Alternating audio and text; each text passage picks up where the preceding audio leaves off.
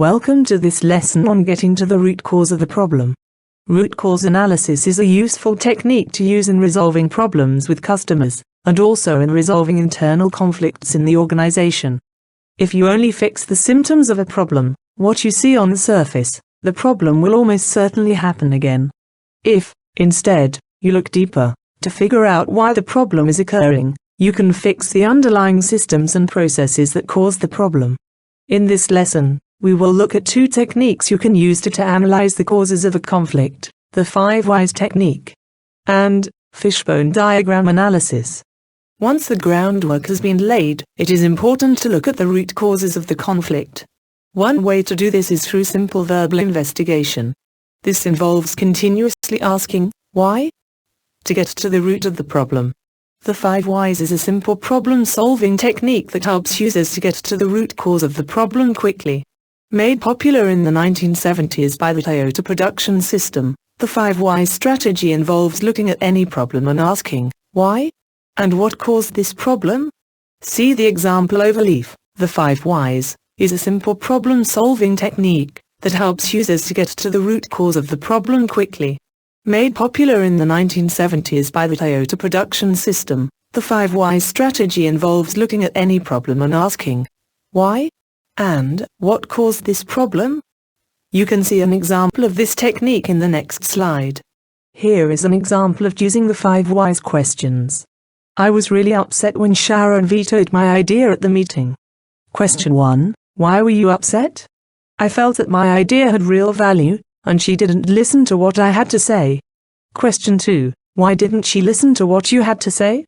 I feel that she doesn't respect me. And question 3. Why doesn't she respect you? Because she has been in the company a lot longer than me. Question 4. Why should that matter? I guess that is the way she always behaves to me. And finally, question 5. Why have you not asked her about why she doesn't seem to respect your ideas?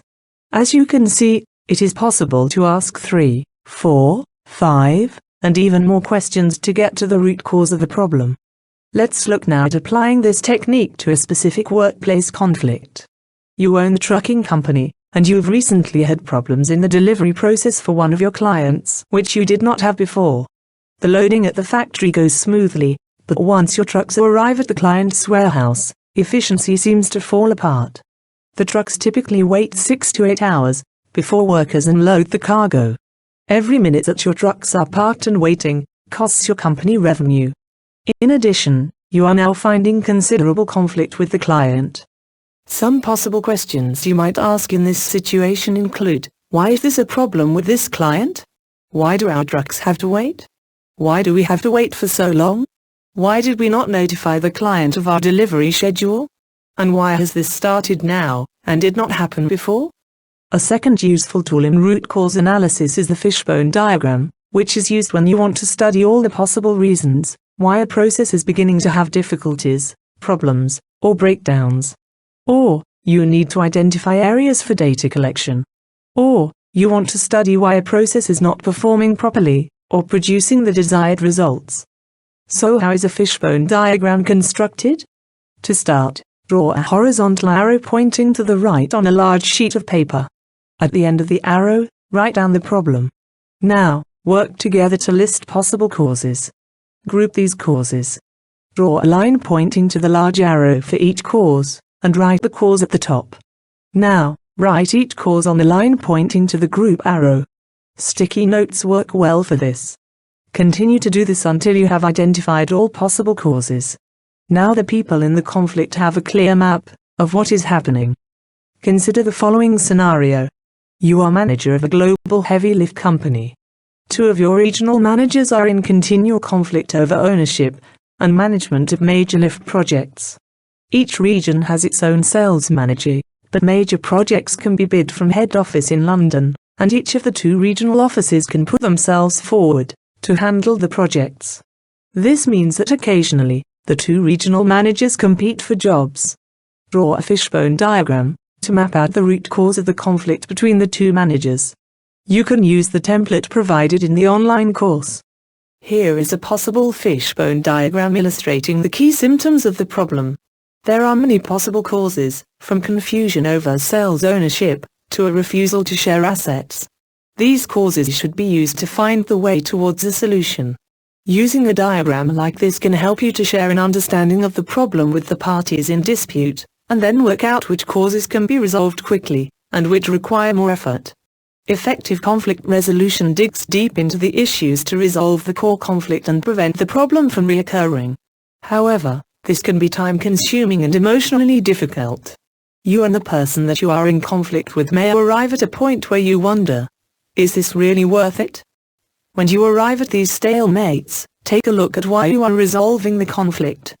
It can also be helpful to explore what will happen if the conflict is not resolved. What relationships will deteriorate or break up? If this is a workplace conflict, what is the financial cost to the company? What will be the emotional cost to the participants? And who else will be affected? Consider the consequences of failure to resolve this conflict. Two of your department heads are in continuous conflict. The conflict has been seen in various loud arguments at management meetings, and in the continuous flow of memos to you from one of the managers. A number of employees have complained that they are being forced not to cooperate with the staff in the other teams/T. His action is beginning to affect productivity and ultimately the customers. One of the managers is particularly aggressive, and has on occasions threatened physical violence.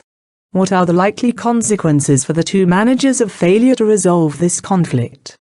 In not resolving this problem, we are likely to experience loss of confidence in management across the organization, a rapid decline in morale, conflict between members of different teams, risk of physical violence, and a decline in productivity.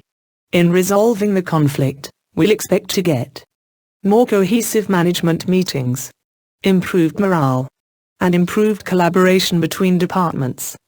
Conflict resolution is about much more than handling emotions and calming tempers. Effective conflict resolution is very much about locating and dealing with the root cause of the problem, and helping those involved in the conflict visualize and deal with the causes. Sometimes, the opponents also need to know why they are in the problem, and the benefits of resolution. Importantly, in many situations, forgiveness has a key role to play in resolving conflicts. Want to learn more about this subject? Then click on our website to view the full course. Why not subscribe and get access to free articles and special offers? Join the Global Career Highway now.